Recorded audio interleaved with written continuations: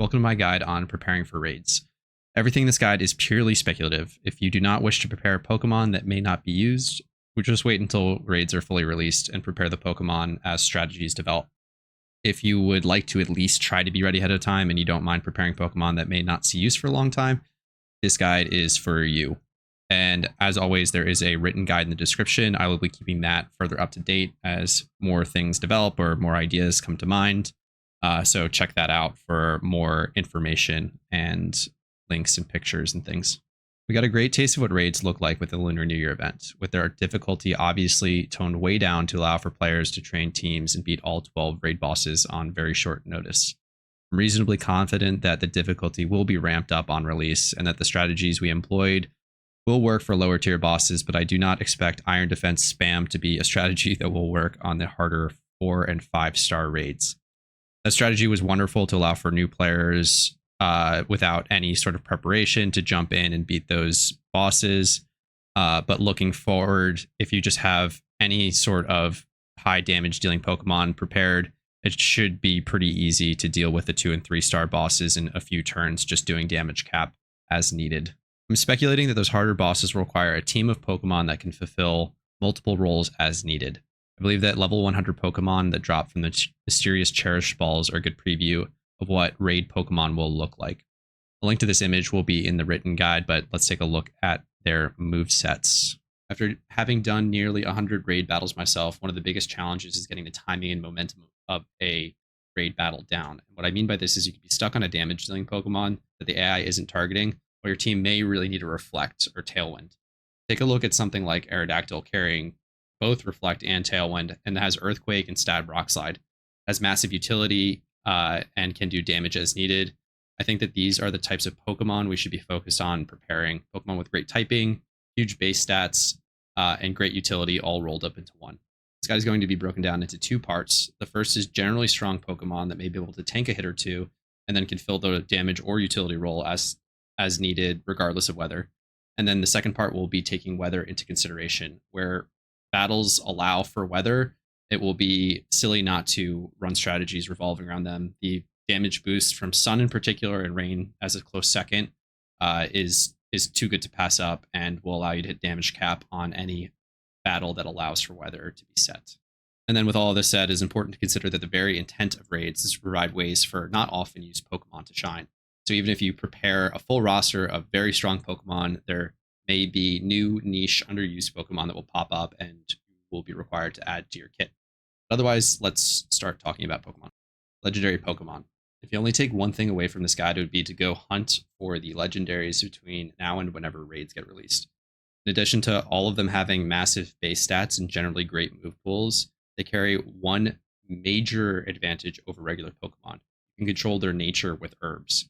This means if the hardest raid fights require Pokemon to live for multiple turns, you can very easily change their nature to something that is special defense boosting, let's say, or defense boosting, and not have to rebreed a Pokemon or breed an entirely new one to be specifically geared for that fight. So they come with all the prerequisites we talked about, having huge base stats, great damage, great move pools, and then have that customization ability to them. I think that they're just going to have a huge advantage over most regular Pokemon. Of the 7 legendary Pokemon available right now, it's tough to say which of them will be the best over the course of more raid fights. I would guess that of the birds, Zapdos carries a slight advantage, not having a 4 times weakness to rock. I think that most raid bosses will carry Rock Slide when available, so that puts Moltres and Articuno at a slight disadvantage, though not as much as something like PvP where Stealth Rock is super prevalent.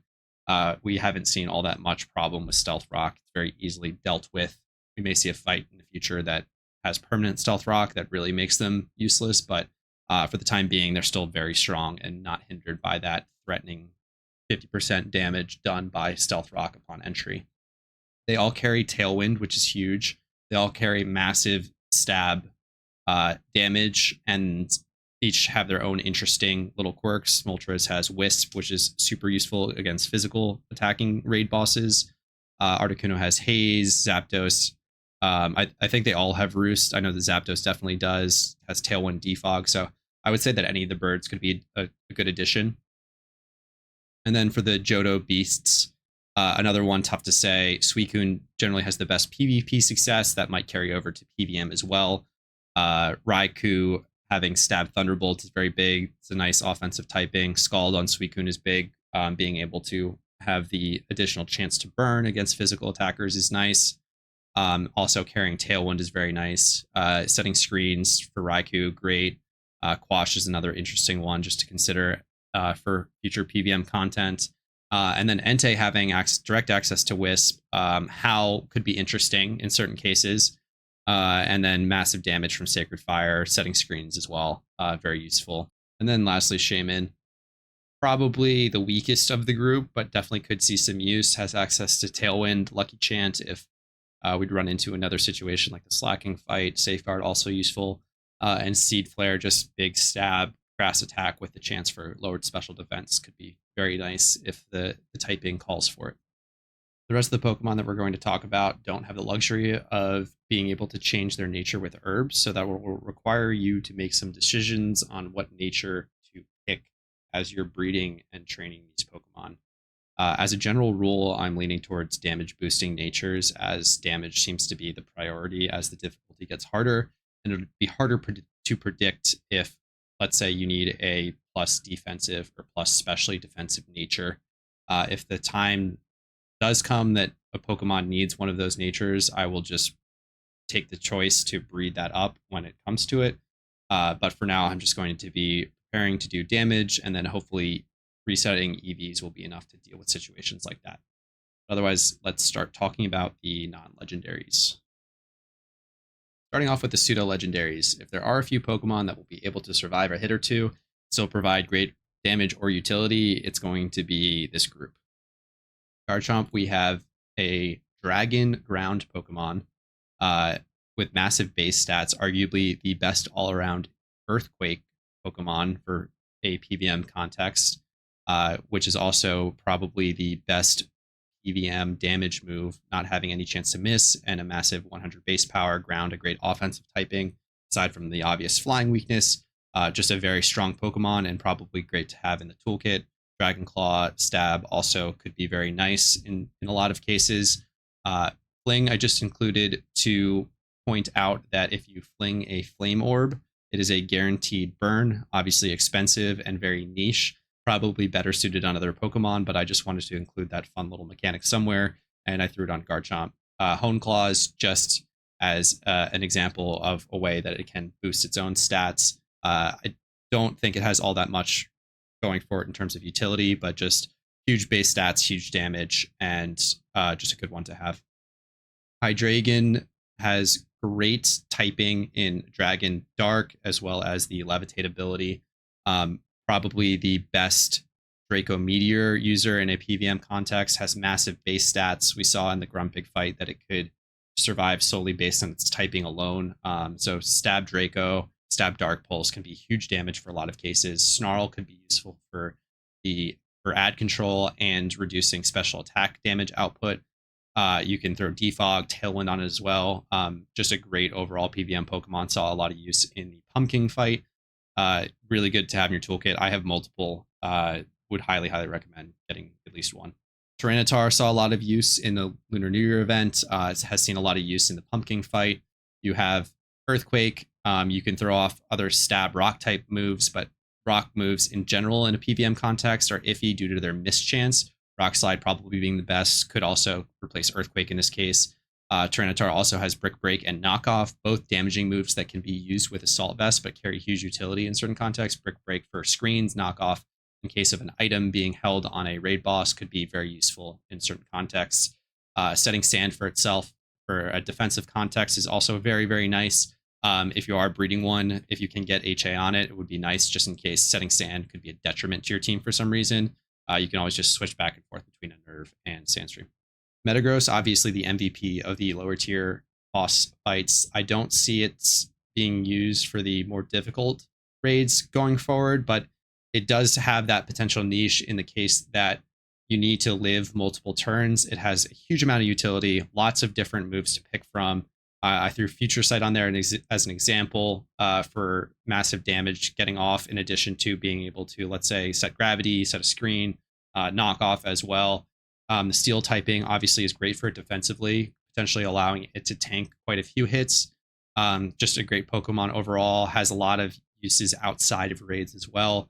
Elite Four being the most notable, red as well. Lots of uses for Metagross in general. I do see it getting used, maybe not as much as, let's say, the previous three mentioned in the Psuedos, but definitely worth calling out.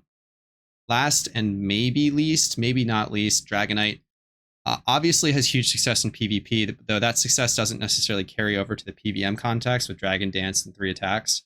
Where I see it potentially serving a nice niche role is as a special attacker, throwing off a massive Draco and Meteor if need be, and then having access to a huge amount of supporting type moves. Safeguard, Reflect, Tailwind, I think it also gets Heal Bell. Just overall, so much utility potential. You can throw Hurricane on it in a rain context to do a stab Hurricane. So I think it's going to be a bit more niche, but when it does come in clutch, I think it will really be useful. These next few are not quite Pseudos, but for one reason or another may be able to tank a hit or two and still provide great damage or utility. Gliscor saw a lot of success in the Excadrill fight, being able to survive quite a few rock slides. If there was a Pokemon that you were to consider not breeding with a plus damage nature, Gliscor could be a good candidate for Impish. It has generally strong defense as it is, and then you can easily set a sword stance to make up for your lack of attack stat if you so choose. But something like EQ, Tailwind, Sword Stance, Roost, setting Tailwind when necessary, Roost to keep itself up, or Earthquake when needed, very easily could drop Roost off and do something different like Protect or any other support type. Volcorona is one that I really thought would shine a bit more in the Lunar New Year event, but we only saw 2 special attacking raid bosses, and I'm certain that we'll see a lot more moving forward. Given the right typing and a special attacking raid boss, Volcorona could easily carry fights by itself with Quiver Dance. Bug Buzz and Overheat are just massive, massive damage moves. And then it also has a huge amount of utility. It has Tailwind, can set screens, so there's quite a bit that Volk can do, and definitely going to have. I'm personally preparing multiple. I have a modest one that I need to train up, and I'm considering making a bold one as well, so that it's a bit more defensive and can survive a bit longer. So Volcorona, I'm very bullish on for raids in the future. Excadrill is honestly just an Earthquake bot with Mold Breaker. It doesn't have that much utility outside of other things. It does have the massive defensive typing in that Steel edition. So that would give it the ability to potentially live multiple turns. You can throw Magnet Rise on it to prevent raid boss Earthquakes from dealing damage to it. That might allow it to live quite a few turns if Earthquake is the only coverage for it. And then if it is surviving multiple turns, can't get a Sword Stance off. I threw Iron Head on there. Steel as an offensive typing is pretty mediocre. You could definitely do something like Rock Slide instead and just eat the miss chance. But it's really just an offensive powerhouse with a really good defensive typing. Would definitely try to get Mold Breaker, though I know it's expensive. Sand Rush could be useful as well, but if you're preparing this, I would probably lean towards getting the hidden ability and focusing on other things if you can't get it. Chandelure is another one that has seen a lot of PVM use. It's seen use in the Halloween events. It's seen use in the Elite Four and other contexts. It just has massive coverage between the Stab Shadow Ball and Stab Fire moves. It's just excellent. Has a huge amount of support moves it can pull from. Haze is one, Light Screen, Safeguard, to name a few. I have Overheat listed here. You could do something else like Flamethrower if you think that the Chandelure will live more than one turn to get, or 2 turns, let's say, to do a support move and then get some damage off. It has huge defensive typings, having Ghost, and then Flash Fire to prevent fire damage could be massive in certain contexts. So if that's enough to sort of allow it to live a certain number of attacks against the boss, that could be very nice. It's just a really, really good overall Pokemon to have and can fulfill a lot of roles. I have a couple from Elite Four builds and other things. Ho-Oh it was used for at one point, so would recommend having a Chandelure in your toolkit. Rotom is an interesting one. It has a similar advantage to legendaries in that you can change its typing, going from, let's say, Rotom Heat to Rotom Wash. depending on the boss, either giving it better defensive typings, allowing it to get stab, electric off, or using that as an offensive typing. Overheat probably being the best option. Having access to levitate is a huge defensive boost. And then it's just generally great base stats, great move pool, defog, screens, stab, thunder, thunderbolt, overheat is huge. So just an interesting one to have. I have my Rotom Heat for Ho. I'm probably going to make a better one, as that one was pretty budget, just to have as a good overall kind of flexible option in the raid Pokemon toolkit. And then last but not least, Starmie, just really nice base stats, great support, great stab options in stab psychic, or I put Scald here for the burn chance. Very useful in that regard. I don't think that Bolt Beam will be that useful for it overall. While that's super good for, let's say, stories, Bolt Beam being Ice Beam and Thunderbolt, if you're not familiar.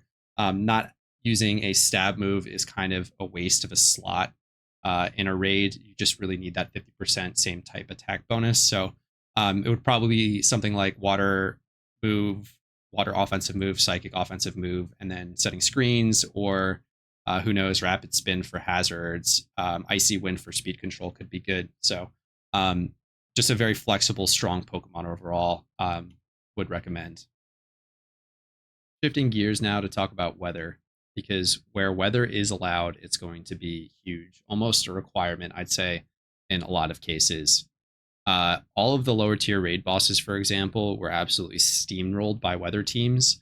I didn't really personally recommend that in my guides because I was gearing more towards the individual players that maybe wanted to carry solo queue or their teammates. But those that did have that coordination knew that just using something as simple as a rain team or a sun team could steamroll most bosses, hitting for near damage cap or damage cap even on neutral offensive typing. So weather could be huge and take care of a lot of even some of the more difficult raid bosses where permanent weather isn't set. Sun is probably the better of the offensive weather options. It's going to allow for the most damage output, reaching that damage cap on anything it can hit neutrally. It has the best move to do so with Blast Burn, Eruption, Overheat, and Flare Blitz as well. Rain's a close second, but it just has worse overall moves. Hydro Pump has the miss chance, and then the starters that carry Hydro Cannon are not as great from a base stat perspective. But Rain also does have the advantage of enabling Thunder and Hurricane to hit 100% of the time, so it has that flexibility in terms of, like, you could call it coverage from a weather perspective. Snow and Sand are both more defensive in typing. The speed control involved with Sand could be useful, but Snow would sort of just be a nice to have, where Ice typing is just nice from an offensive perspective, and you just get that added defense boost, though not super necessary. And then Sand giving that defense, especially defensive boost. You're probably going to make a Tyranitar anyway, so you have access to Sand Stream as it is. But overall, I would say that Sand is probably the least useful of the bunch, giving that special defense boost to Rock. And then as far as weather setters go, I have a Pelipper prepared personally. I might make another one just to have a more defensive one. Definitely see Pelipper fulfilling just a utility role, setting Tailwind potentially, or defogging to allow for Hydro Pump to be more accurate. Ninetales is probably the better option out of Torkoal and itself. Having access to Overheat and setting Drought at the same time is massive. It also can potentially Wisp or Reflect. Just a great overall weather setter. Tyranitar definitely the better option of the two, Powden versus Tyranitar. And then Vanillix is just easily the best snow option. Being able to throw off a huge blizzard right after setting snow is huge. Also has decent utility, can explode if need be, if you need to get it out if in weird situations for momentum's sake. Just a fun one to throw on there. I did want to include the multiple options. There may be some instances where the better option isn't as useful in a fight. I'm not going to be preparing them ahead of time, but just wanted to throw some fun things out there. And with weather discussed, we can now talk about the last category of Pokemon, which I'm just calling Nukers. Their role is generally to just click a damage move and die immediately. With that in mind, it enables certain moves that are otherwise useless, things like Hyper Beam or Blast Burn, the fire equivalent of Hyper Beam, Hydro Cannon, allows all of them to be much more useful because you're not suffering from the turn of rest if the Pokemon's already fainted. So with that said, let's talk about these different nukers. The first two I'm going to discuss are weather independent, both normal typing. First is Porygon-Z.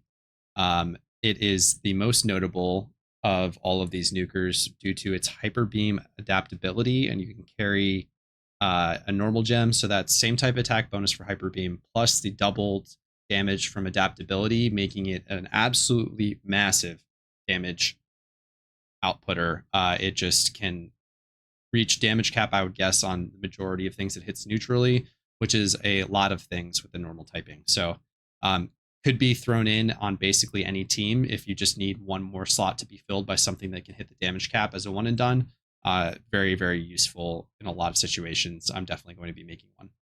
Lickilicky is a close second here, having own tempo to block Intimidate or other otherwise attack reducing effects, and then the stab explosion could be massive damage as well. Not quite as much as the adaptability Hyper Beam, but still huge damage. Also could potentially have some other uses as a Cloud9 Pokemon in a bit more of a support role. But overall, just another one that you can slot in on a lot of different cases and do a huge amount of damage. Start talking about the fire Pokemon now. Charizard is probably the best abuser of Sun with solar power, giving it that extra boost. Blast Burn being the best use case of this. Again, that's similar to Hyper Beam. It's just massive damage, but it takes the turn of rest after the fact. A couple other options. Weather Ball for any case where you think the Charizard may live another few turns. Just huge stab damage under Sun. Fire Pledge if you want to get quirky with the pledge techniques. I haven't thought of any specific uses for that yet, but definitely could see the pledges being useful moving forward. And then Heat Wave for any AoE damage that you may need. And a special shout out to Rage for this build. Close second on the Sun side of things is Typhlosion. Blast Burn is going to edge out Eruption if you need to specifically do boss damage, as Eruption is going to be weakened if it is doing AoE damage. So that's something to consider. You can run both. If you are just using your PvE Typhlosions, honestly, a lot of cases, I imagine Eruption is still going to do close to damage cap. We saw that on the Excadrill fight. So just great to have Typhlosion at max level. If you already have them for gym reruns, great. If you don't, this is probably a Pokemon that I would prioritize. It's going to have great use in both PvM context, gyms, and raids. Darmanitan is probably the best physical attacker under Sun with Sheer Force Flare Blitz, so that gives you the ability to throw Choice Band on something just in terms of the unique items consideration. But otherwise, yeah, just a nice one and done. Huge fire physical damage. Infernape is a nice dual typing. Fire and fighting is great offensive coverage. You could potentially make this a special attacker, but I think it's a bit better if you just need one to go with the physical attacker with Flare Blitz and close combat. So fighting, I believe, has 5 super effective types, is super effective against 5 types. And then fire as well under Sun is just massive damage. So just a great Pokemon to have overall. Moving on to a couple rain abusers, best of which being a Hydro Cannon Empoleon. Suffers from speed a bit here, but it's still going to be the best damage output. Steel might allow it to live a little bit longer. If it takes maybe 1 or 2 hits from the boss, it can still live for that. But is definitely the best, especially if you can play around competitive procs. That's any stat reducing moves is going to increase its special attack. So Empoleon is one to consider for the rain side of things. And then in the same note as the kind of Darmanitan physical attacker, Crawdaunt has adaptability and Crab Hammer. So it's the best physical option, something you can throw a choice band on, just considering the unique items clause. Again, also suffering a bit from the speed side of things. Could be outsped, but when it's not outsped, it will do huge damage. Kingdra is a classic rain Pokemon. Has Brine for when the boss is below 50%, Hydro Pump If you're careful about the mischance playing around defog, or you just want to eat the mischance, can carry Scald for the burn chance as well. Clear Smog is an interesting one, needs to be learned as a Seadra, and then kept on the evolution. It's a Prevo move, so just be careful about that one. And then Blastoise is a classic gym Pokemon. Water Spout or Hydro Cannon can be used. If you just have the gym Blastoise's Water Spout is probably fine in most cases. If you want to get super optimal, Hydro Cannon is probably a bit better given the damage spread reduction for Water Spout if ads are present. So just another great rain Pokemon, saw a lot of use, specifically in the Excadrill fight. Even when rain wasn't used, just having that massive Water Spout base damage is huge. And then moving into some other just generally good offensive typings, Medicham with Pure Power ends up doing more damage than Sharpness Gallade with close combat. Just the way that the stat multiplication math ends up working out. If it loses access to its ability, which was a common thing in a lot of the raid fights where we'd hit a point and Pokemon would just lose ability access, it is definitely worse. But when it has Pure Power, it does huge, huge damage. And then Sharpness Glade, obviously, very good. Psycho Cut is insane. Sacred Sword is insane. Sharpness boosting both of those for massive damage. It would be very valuable to have a max level Gallade for a lot of fights. We'll probably need Tailwind boost as it's kind of mediocre speed, but just a great, great offensive typing. Heracross, just another one, a more interesting dual typing with Bug. I've already sung the praises of how fighting is a great offensive typing. Adding Bug is just another kind of versatile use case for it. It could end up being useful from a defensive typing perspective as well on certain fights. And then, yeah, Megahorn, stab close combat in combination with its attack stat, make it just kind of an offensive powerhouse. Saw a bit of use across the different raid bosses that we saw in the Lunar New Year event. I'm going to make one. It's just a good one to have. And then I wanted to throw a couple of ice types in as well. Ice is just another really, really strong offensive typing. Weavile is just a massive, massive attacker between Icicle Spear or Icicle Crash. Kind of haven't decided on what would be best for a PVM perspective. And then also Stab Night Slash in the case that Dark typing would be necessary. And then it does have very good utility between Brick Break and Knockoff, can be used as just a very fast screen breaker or knockoff user on certain raid bosses where that would be very useful. I did that on a few of the raid bosses in the Lunar New Year event. I'm going to have one at max level. And then the tried and true skill link Cloyster for that massive Icicle Spear. This is just a great one to have in your PVM toolkit outside of raids for trainer reruns. It's used for 3 of the 5 red fights. So it's just a great overall damage outputter. Not much more needs to be said on Cloyster. Ice type is insane. So whenever you need to do super effective ice damage, Cloyster may be one of the best options, if not the best, for doing ice damage. And I'm just going to call it on recommendations there. I could literally talk for hours, but you kind of get the idea, the sort of Pokemon that I'm looking at. If you want more, I'm going to add more in the written guide, sort of as I come across them, or just felt like they didn't make the cut to go in the video. So if you're looking to prepare dozens and dozens of Pokemon, written guide is where it's at.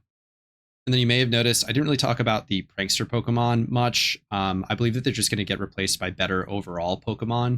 They're super useful in the cases that we saw in the Lunar New Year event where we were lacking for screen setters and other things. They just did their job very well. But if you ever got stuck on a Sableye in a fight where you were forced to hard switch into something that instantly got one-hit KO'd as soon as it was swapped in, you understand the pain of not having some sort of damaging move where it's still getting value while it's in the battle. So overall, I'd say the prankster Pokemon are useful for people that lack a toolkit at all and need something to fill slots, especially for the lower tier raids. But if you prepare any amount of Pokemon from this list, those lower tier raids are just going to get rolled over by damage cap Pokemon. So even if you just throw something like the adaptability Pory-Z in, you won't really need the Reflect Up because you want that to faint out after it's done the 10% damage cap.